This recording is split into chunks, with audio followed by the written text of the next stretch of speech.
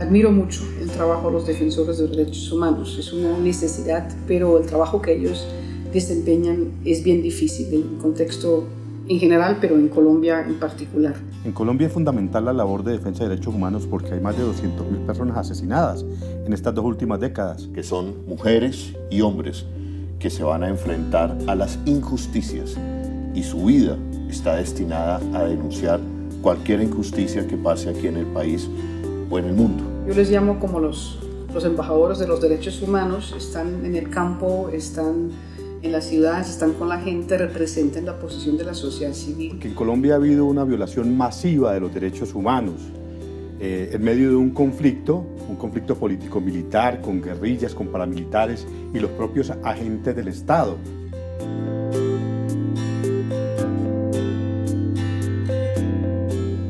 Bueno, soy el director de una fundación Forjando Futuros, que está dedicada a la defensa de víctimas del despojo de tierras, de personas que les fue arrebatada su tierra, la finca, la parcela. Tratamos de ayudar e inclusive proteger a los defensores de derechos humanos en diferente forma, ¿no? De promoción publicitaria como de actividades más específicas y también para apoyarlos a través de ONGs. Todo mi trabajo de periodista en los últimos 20 años ha estado dedicado a denunciar a los violadores de derechos humanos, a las violaciones de derechos humanos en Colombia.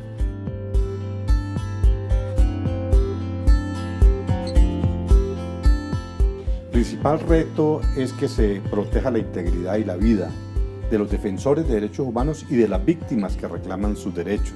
Un segundo reto es que realmente se sancione a los responsables y, en tercer lugar, que haya reparación para esas víctimas y que haya verdad.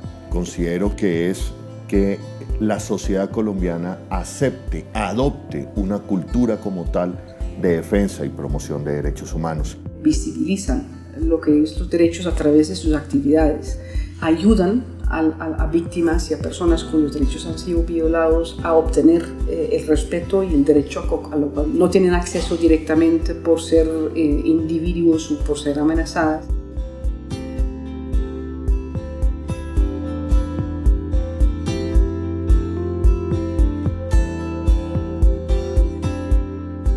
La devolución de tierras de 120 familias en la región de Urabá es una zona al norte del país que limita con Panamá, donde se le devolvieron 4.000 hectáreas a esas 120 familias. Eso fue entre el año 2008-2011. La gente ha podido volver a sus predios, ha estado en sus predios, allí retornaron, regresaron y pues han ejercido sus derechos. En este momento podría citar la comunidad de paz de San José de Apartadó.